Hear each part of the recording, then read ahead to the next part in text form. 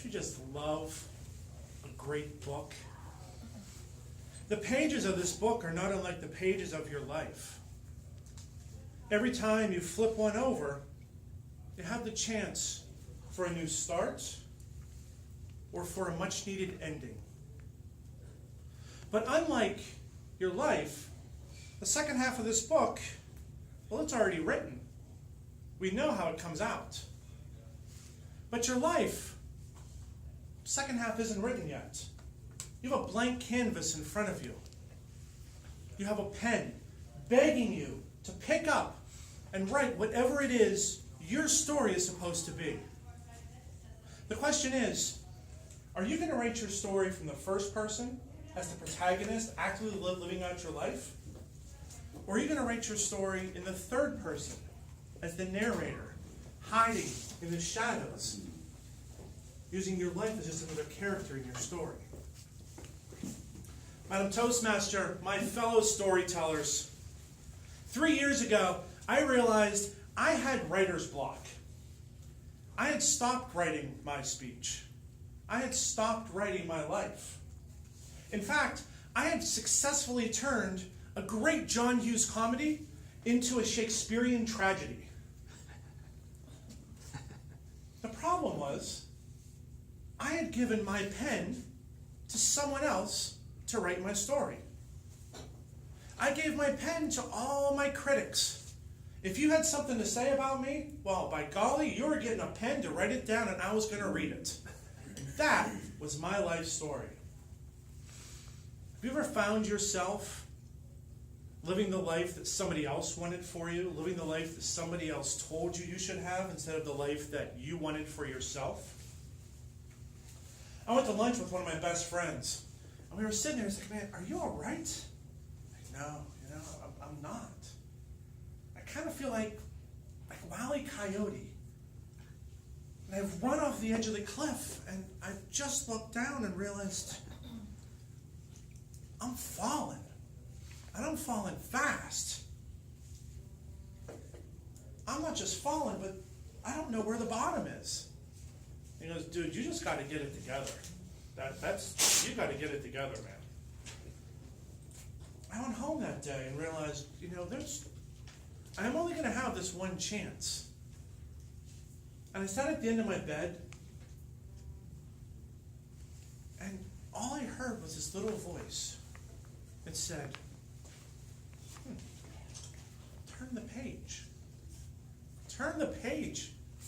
You're right, if you turn the page, everything changes. You have a new chance for a new start.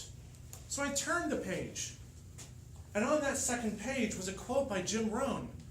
And it said, you are the sum of the 5 people you spend the most time with. And I looked around and I realized I didn't like the 5 people I spent the most time with, including me. Because no matter where you go, well, there you are. So I went online and started trying to find new people to spend time with. And I found this group that talked about talking and listened, evaluated, had a dinger. And they welcomed me and said, man, you have a good story. We want to hear your story. And slowly, I took a pen back, just one at first, and started to write my story. And as I started to get more comfortable, that voice came back. Turn the page. And on that second page, I found my passion for learning. And I went back to graduate school. I earned a master's degree. The thing that had eluded me for so long that I had stopped and started and stopped and started and stopped and started. I was like a yo-yo. But I finally earned my degree. I learned that there was more to me than just what I had done in the past. That there was a whole future ahead of me. And on the day I graduated, I heard that voice again. Turn the page. And I realized that voice wasn't mine, it was my wife's. Standing behind me, encouraging me to keep turning the page. Well, that third time I turned the page, I reached out and grabbed all the pens. Not just one, not just two, but all the pens. And that last page I turned, I used those pens not just to write a story about me, but a story for me. I wrote a book. I had always said, someday, I'm going to write a book. Do you have something on your list that's one of those someday? When I have the time, when I'm in the right space, when I have the right spouse, when I have enough money, I'm going to do that thing. Well, that thing was on that last page, and it was write a book. Teddy Roosevelt once said, "It is not the critic that matters.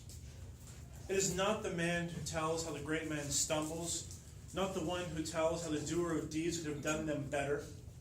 Their credit goes to the man who is in the arena, whose face is marred with dust and sweat and blood." If you're going to write your story in the first person, well, you've got to be in the arena.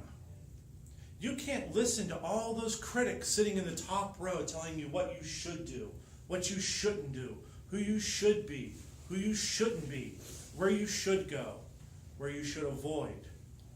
You need to look beside you and realize, who is it standing with me in the arena right now, today? That's the person you listen to. Look around your life. Do you have someone standing behind you, standing beside you, telling you, turn the page? We all have the ability to write the next great story. And maybe it's not Dostoevsky. Maybe it's Detlef. Maybe it's Manchester. It's probably not Blake. But we have that opportunity to write our own story, to write our own ending. What we become is not a product of where we started, it's of the decisions we make throughout our life. Go forward, grab the pen, tell your story in the first person, and turn the page. Toastmaster.